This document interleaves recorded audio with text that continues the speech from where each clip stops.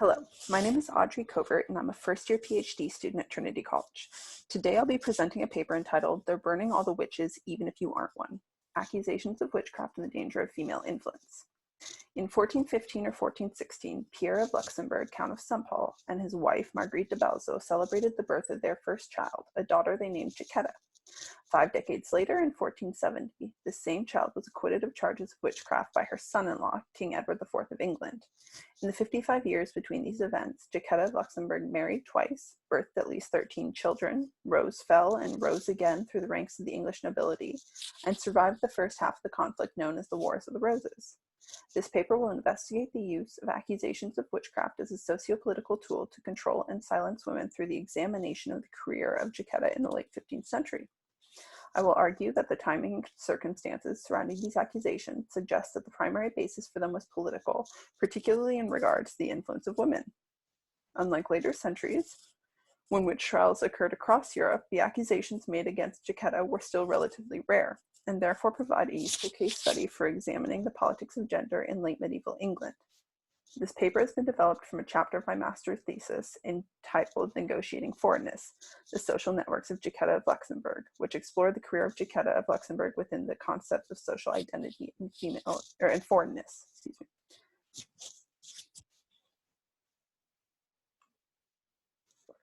The English Civil War, known to modern historians as the Wars of the Roses, is a well-studied and often discussed period of English history. Its relevance here is twofold. Firstly, to contextualize the events of Jacquetta's life, and secondly, to demonstrate that the unpredictable nature of periods of political and civil discontent often allow for unexpected shifts in social status, such as that of Jacquetta and her family, the Woodvilles. The conflict between the houses of Lancaster and York was not originally dynastic in nature, but rather over growing concern about the personal failings of the rulership of King Henry VI, particularly after the significant losses of French territory during the first decades of his reign. After the death of Henry V, the regency of his son, Henry VI, was given to his brother, John of Lancaster, Duke of Bedford. However, Bedford went to France focusing on the war there, while a third brother, Humphrey, Duke of Clarence, remained in England with the title Lord Protector. In 1452, Richard of York, a descendant of Edward III in the female line, made a bid for power by claiming his right as the childless Henry's heir. The birth of Henry's son Edward in 1453 ended this hope and created two competing houses. Richard's death in 1460 meant he never saw the throne, but his son and heir, Edward, was eventually crowned king, while the deaths of both Henry VI and his son in 1471 effectively ended the Lancastrian line. The decade following these deaths was one of relative peace under the reign of Edward IV.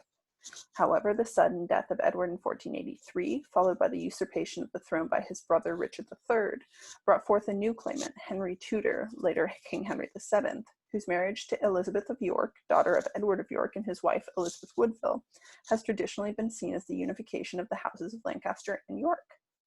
In the midst of this conflict emerged the Woodvilles, a family of the landed gentry who would, in the course of 2 generations, rise to the top of the English nobility. In 1423, a Richard Woodville became chamberlain to John of Lancaster, Duke of Bedford, brother of King Henry V. Woodville's son, also named Richard, served as a soldier in France and was a knight bachelor in the Duke of Bedford's retinue in 1435. Shortly after Bedford's death, Sir Richard married Bedford's young widow, Jacquetta of Luxembourg. The 1433 entry to the Chronicle of London opens, "This same year, the Duke of Bedford, regent of France, came to Calais the Tuesday before Easter Day." A margin note later in the entry reads, "The regent of France was wed." Together, these two notes recognize the wedding of John of Bedford and his young bride Jacquetta of Luxembourg on the 20th of April, 1433 at the Cathedral of Terouanne.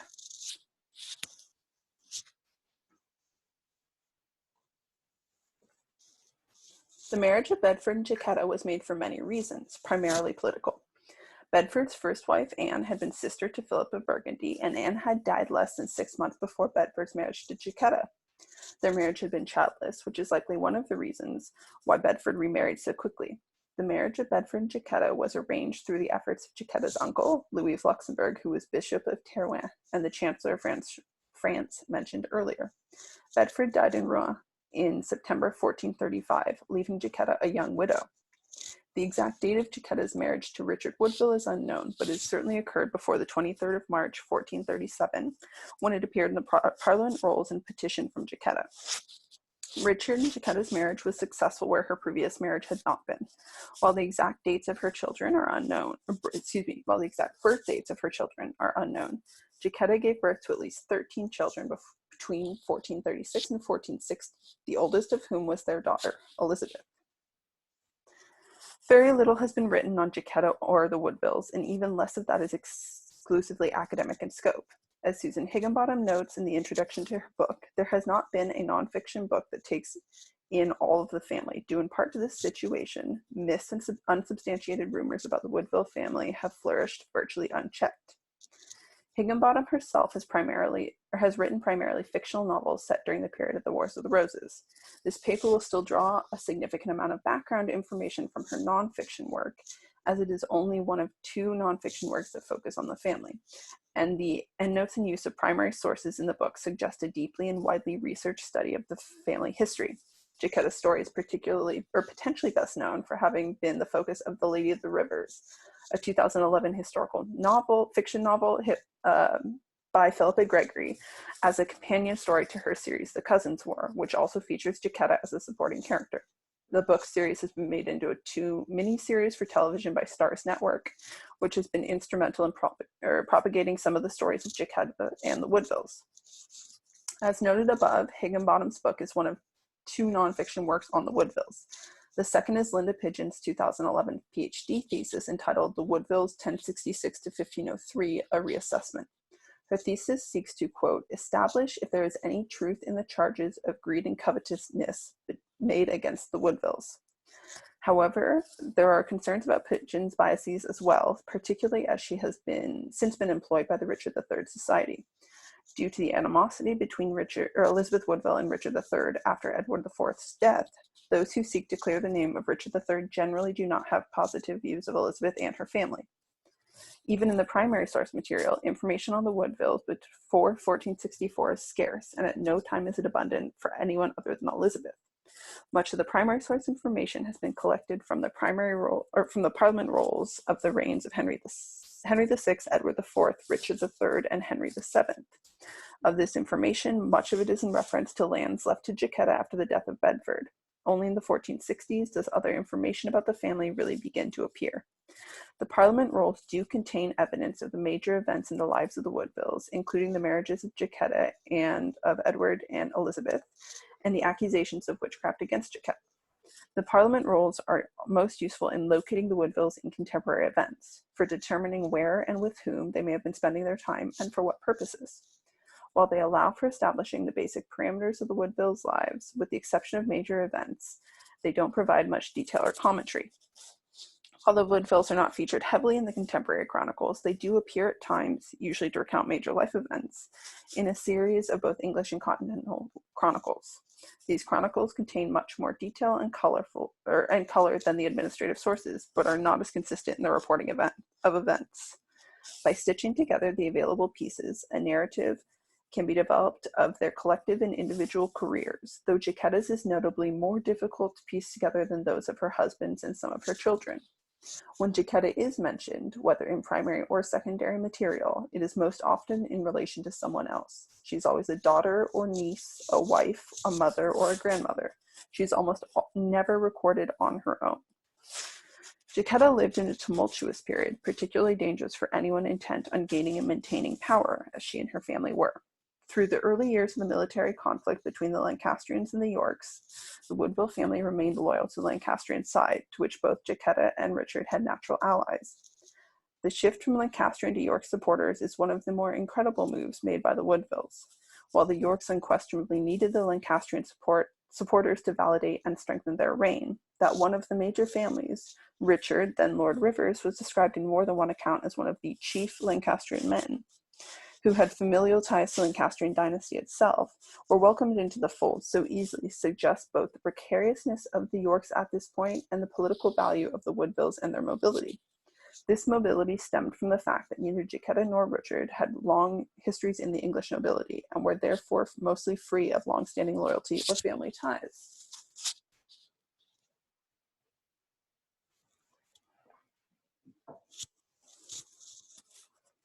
Elizabeth Woodville had been married once before Edward IV, to Sir John Grey.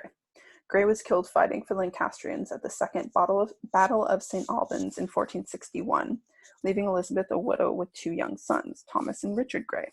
Elizabeth's second marriage to Edward had many parallels to her mother's second marriage decades earlier. Both were made in secret, made without the support of the court, though clearly Elizabeth had the support of the king, which Jacquetta and Richard had not, and both were made for reasons other than political or economic advancement. The obvious difference was that while Jacquetta had married below her status when she chose Richard, Elizabeth succeeded in marrying far above her family's position. Overall, the generally positive portrayals of Elizabeth in the immediate accounts of the marriage provide a significant contrast to later propaganda circulated by Richard Neville, Earl of Warwick, and Edward's younger brother Richard III in opposition to the marriage. As the Woodvilles rose in prominence alongside Elizabeth, there was a resulting backlash against them from other noble families. While she had collected an impressive list of contacts in the first 50 years of her life, Jacquetta had never encountered a situation that would truly test the loyalty of those around her or the power of those who opposed her and her rise to power. Shortly after the execution, or depending on one's point of view, the murder of her husband and son by Warwick on the 12th of August, 1469, Jacquetta was accused of witchcraft, arrested, and brought to Warwick Castle. This was almost certainly a move designed to, at minimum, undermine the social and political capital of the Woodville family, if not eliminate her as a threat entirely. As these allegations show, while Jacquetta's foreign connections had allowed her to survive the regime change from Lancaster to York, it became a dangerous liability when paired with the vulnerability of recent widowhood and several powerful enemies.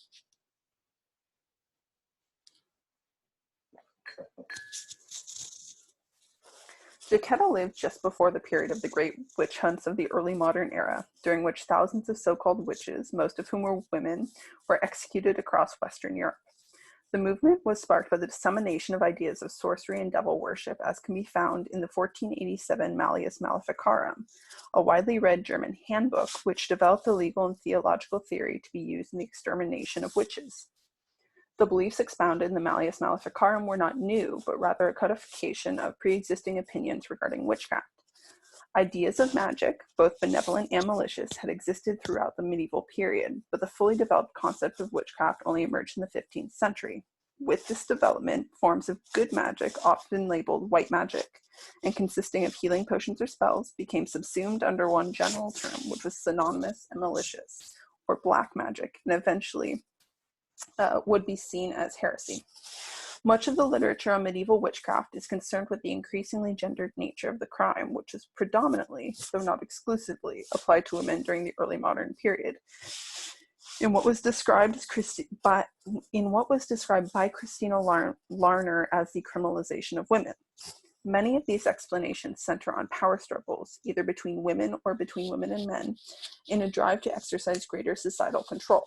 Jones and Zell note that while both men and women appeared in courts of the late medieval and early modern period for a variety of crimes which relate to social control, sexual offenses, vagrancy, drunkenness, and others, those crimes which women were more likely to be accused of, including witchcraft, carried harsher punishments, and thus, quote, the criminalization of a wider range of antisocial behavior had more serious results for women than men.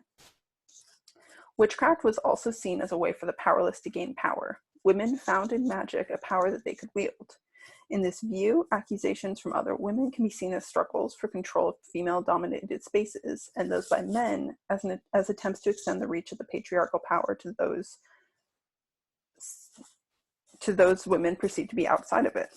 Interestingly, while the witch trials were seen to be punishing women who breached socially acceptable boundaries of gender and power, women were also viewed as more likely to succumb to the dangers of witchcraft because they were, quote, the fragile feminine sex, feebler in both mind and body. In keeping with other socially transgressive crimes, Jones and Zell note that in their study of witch trial records in 16th century Canterbury, that although witchcraft was attributed to both men and women, only women are described as being witches. By designating women with a transgressive identity instead of just having committed crime, these women face broader social recriminations if they survive the accusation. Both the Jones and Zell study and W.R. Jones in his study of European witchcraft note that, Contrary to popular depictions of witches as elderly, haggard old women removed from society, the majority of allegations were made by those of equal social status and were often used to undermine social or political power. Allegations of witchcraft were useful in creating a barrier between the accused and those close to them, as those who associated with known or suspected witches often found themselves suspected as well. In this way, witchcraft allegations were often used to reinforce social norms and maintain traditional values, as those who crossed acceptable lines or stepped out of place could be swiftly punished. The accusations of witchcraft made against Jacquetta sometime in late 1469 or early 1470 were not particularly unique. They came from someone of relatively equal social status and were made against her, a woman, as punishment for transgressing social norms. In this case, the marriage patterns of kings and her family's quick rise through the social hierarchy. However, this does not undermine the real danger Jacquetta faced as an accused witch in an unfriendly political environment. In early August, Edward IV had been captured by Warwick and Edward's brother George, Duke of Clarence, and imprisoned in honorable confinement at Warwick Castle while Warwick attempted to reign in his name. Elizabeth was left in the royal apartments of the Tower of London, where she had already been living for safety, but Warwick clearly decided to take revenge on the Woodville family with his new authority. 2 weeks later, Rivers and John Woodville were dead, and Warwick's eyes turned to Jacquetta. Warwick's actions against Jacquetta were not without precedence. In 1441, Eleanor Cobham, Duchess of Gloucester, and sister-in-law to Jacquetta through her marriage to Bedford, was accused of heresy and witchcraft and forced to stand trial, where she was found guilty. Eleanor's punishment resulted in public penance, forced divorce from Gloucester, and life imprisonment. It is likely that through his accusations against Jacquetta, Warwick was hoping for a similar result: the execution or imprisonment of Jacquetta and the divorce or annulment of Edward and Elizabeth's marriage, leaving Edward to be remarried to a more convenient wife. Throughout the 15th century, accusations of witchcraft and sorcery were pervasive political weapons used with varying degrees of success. With Edward in captivity and Rivers dead, Jacquetta was short of political support or defense, giving Warwick the perfect opportunity to act against her. Interestingly, especially given that these accusations would later come to stain Elizabeth as well, depictions of Elizabeth from this period tend to paint her not as a witch, but rather invoke biblical imagery of the Virgin Mary. Polydore Virgil, in his Anglica Historia, describes how just a few months later, Elizabeth, his wife, Edward's, great with child at the time, fled into Westminster and there took sanctuary, where she brought forth a son whom she called Edward. Under the Tudors, when this description was written, the Woodville reputation had recovered somewhat, but there is no indication that these initial accusations were meant to include or tarnish Elizabeth as well. She seems to be considered a passive actor at this point, simply the vehicle for Jacquetta's political aspirations.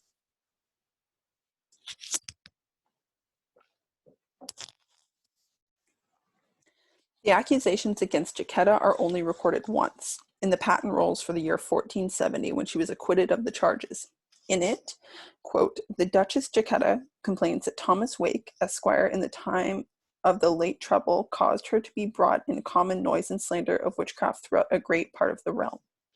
These accusations were made by several men, including the name Thomas Wake, and regarded 3 lead images supposedly made by Jacquetta for malicious purposes, which he caused to be brought to work to divers of the lords present when the king was last there, an image of lead made of a man of arms of the length of a man's finger, broken in the middle and made fast with wire, saying that it was made by her to use with witchcraft and sorcery. This figure supposedly represented Warwick and was intended to cause him injury or death, though a figure like that could just as easily have been a healing spell as one to cause injury. Figures of lead or wax were commonly used in both malicious and benevolent forms of magic, including love and healing spells. The description continues that Wake, quote, "for the performing of his malicious intent, entreated one John Donger, parish clerk of Stoke Bruern, County Northampton, to say that there were 2 other images made by her, one for the king and one for the queen, whereunto the said John Donger neither could nor would be entreated." These figures were likely designed either to bring about the marriage of Edward and Elizabeth or to aid them in the birth of an heir. Either way, they had genuinely been created genuinely been created for magical purposes, they were not designed to cause any harm. However, just the accusations of sorcery was by this point enough to make them unlawful, regardless of their intent. At Edward's order, both Wake and Donger were questioned, and neither of them provided evidence that suggested the figures originated with Jacquetta, instead providing a convoluted chain of possession which included an honest person, diverse neighbors, a village parson, and a nunnery, but ultimately led nowhere except back to Wake himself. Wake's connection to Warwick is not completely defined, but evidence clearly suggests he was a follower of Warwick. His son had died fighting for Warwick at Edgecote in 1469, and Wake would later be one of the men Jacquetta would accuse of being involved in the murder of her husband. As Susan Higginbottom notes, even if Jacquetta had been practicing some sort of witchcraft, there is nothing to indicate it was necessarily malicious.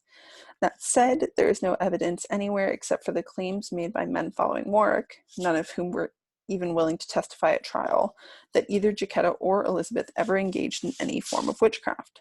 The one other coincidental fact used to claim that Elizabeth and Edward's marriage was magically derived was the supposed date of the union, May Day, a date often associated with witchcraft and sorcery. However, these associations primarily stem from later historians looking to defend the charges made against Jacquetta and do not feature in descriptions of the accusations in the patent rolls.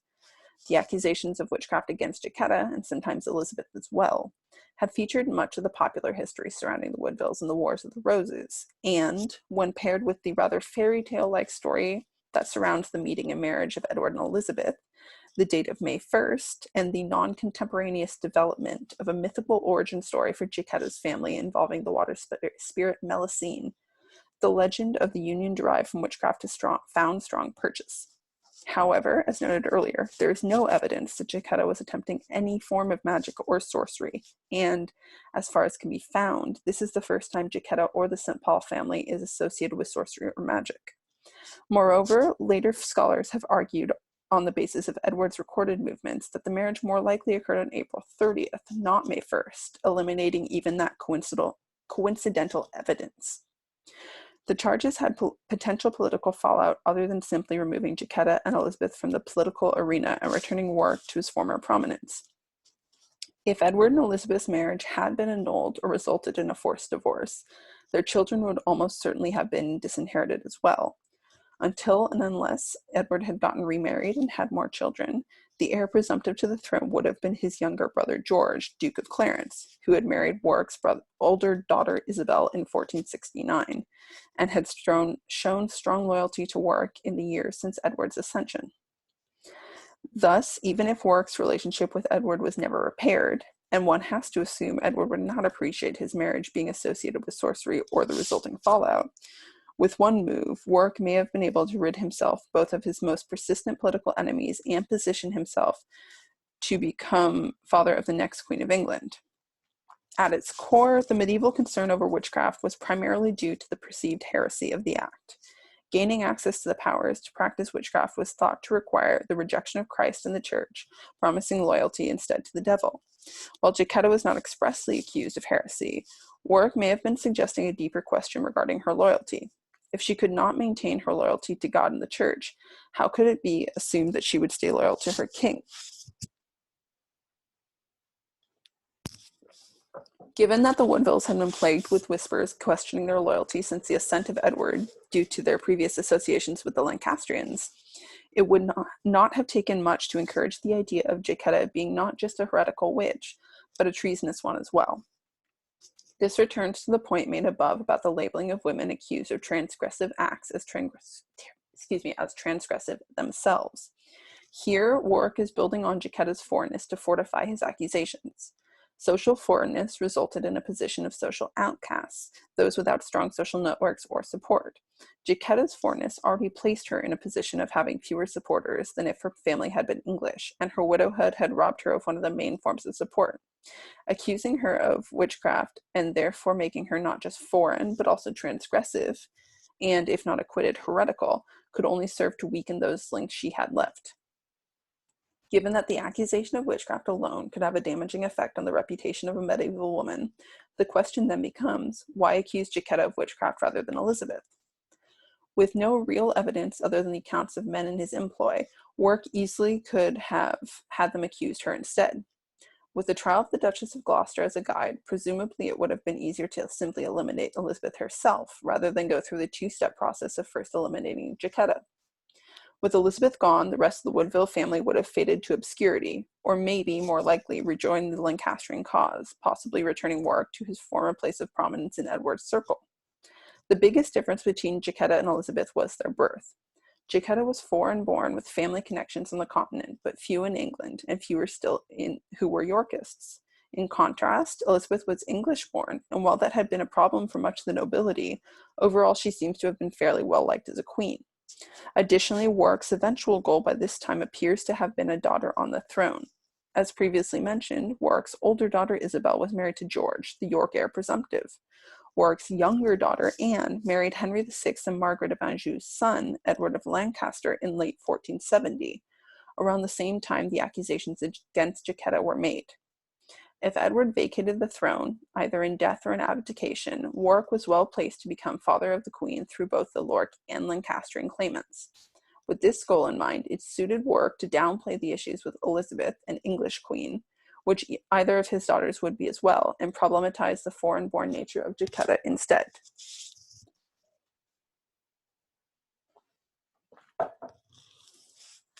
While Jacquetta was admittedly short on support, she was not completely alone.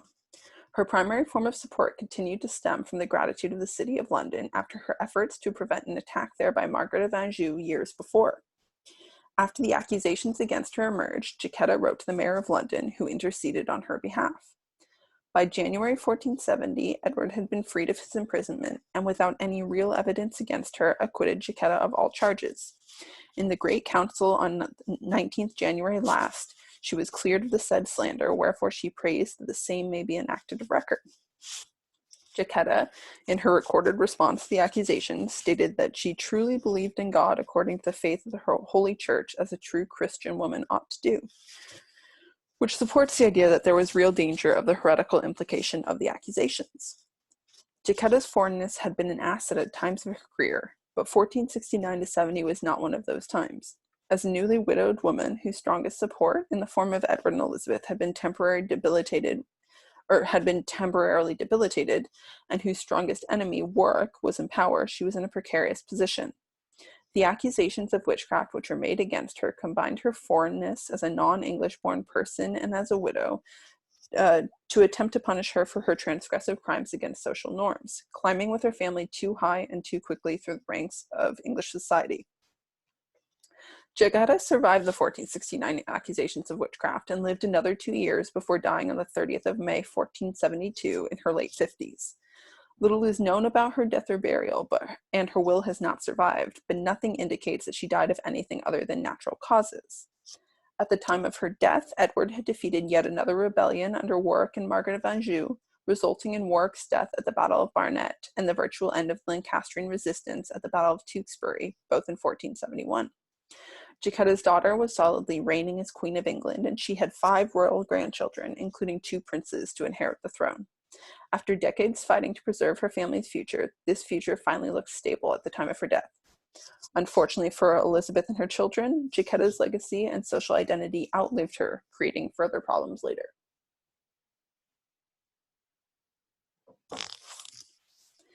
In April 1483, Edward IV died rather suddenly of an illness, leaving his 12-year-old son to ascend the throne as Edward V, under the guardianship of Edward IV's only living brother, Richard, Duke of Gloucester. This arrangement is described by Italian cleric Dominic Mancini, who was living in London in 1482 and 1483. The government should be carried on by many persons, among whom the Duke of Gloucester, so far from being excluded, should be accounted as chief. By this means the Duke would be given due honor and the royal authority greater security, because it has been found that no regent ever laid down his office save reluctantly, and from armed compulsion, when civil wars had often arisen. Moreover, if the entire government were committed to one man, he might easily usurp the sovereignty. All who favored the Queen's family voted for this proposal. Both the men of the council and the Woodvilles were wise to fear the possible outcome of Gloucester's access to power, as by July he had crowned himself King of England, and both of Edward's and Elizabeth's sons had disappeared, presumed dead, in the mystery known as the Princes of the Tower. In late April, Gloucester had physically seized the young king from his Woodville uncle and stepbrother before having them arrested and later executed.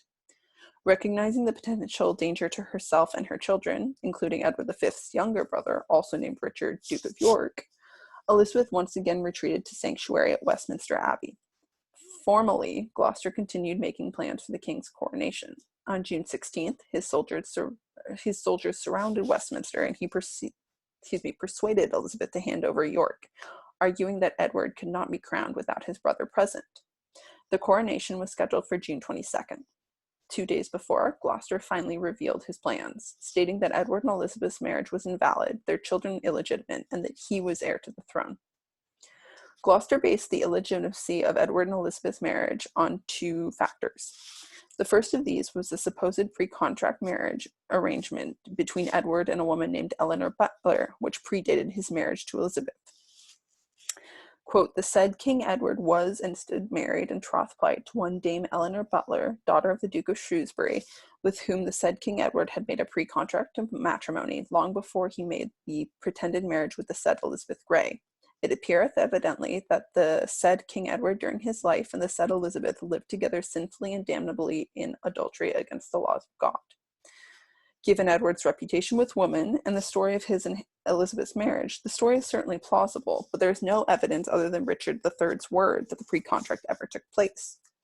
For Elizabeth, while the possibility of pre-contract technically invalidated her marriage, she and her daughters likely would have been allowed to live out Richard III's reign either in arranged marriages or in nunneries if they had not been perceived as a threat.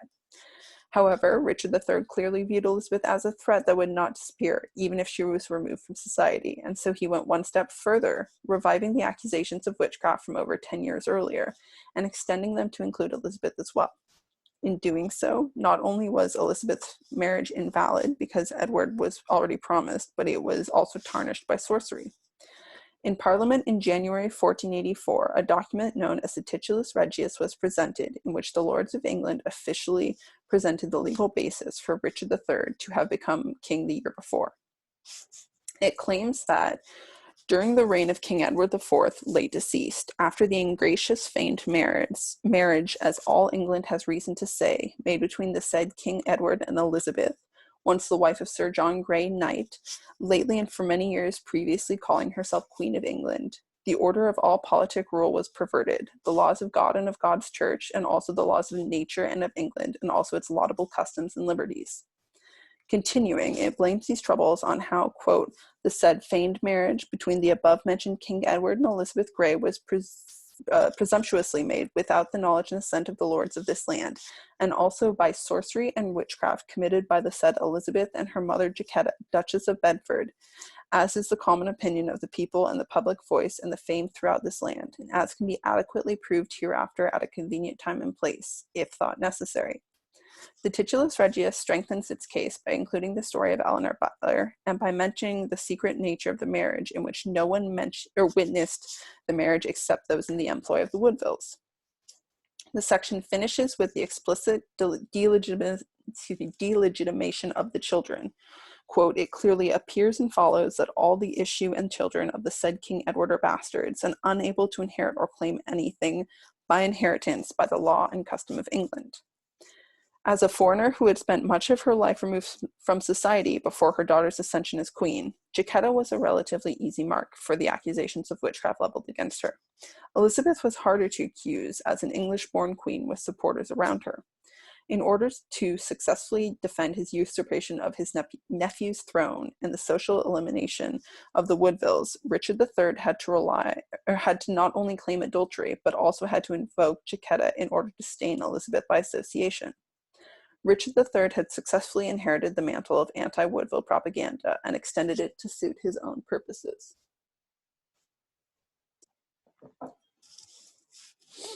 Richard III's reign was short-lived. He died in 1485 at the Battle of Bosworth, where he was defeated by the troops of Henry Tudor, soon to be crowned King Henry VII, who was the senior male Lancastrian claimant as a descendant of Edward III in the female line. Before ascending to the throne, he promised to marry Elizabeth of York, oldest surviving child of Edward IV and Elizabeth Woodville.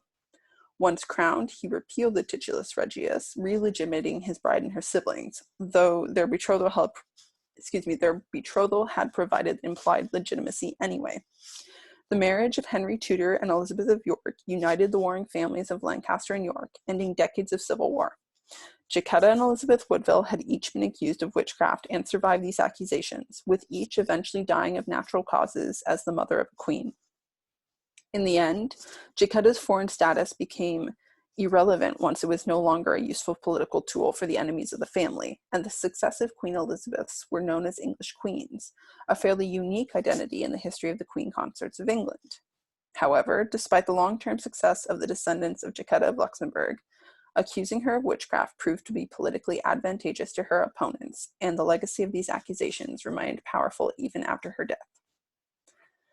Thank you very much for listening, and I look forward to questions, comments, and thoughts from the audience.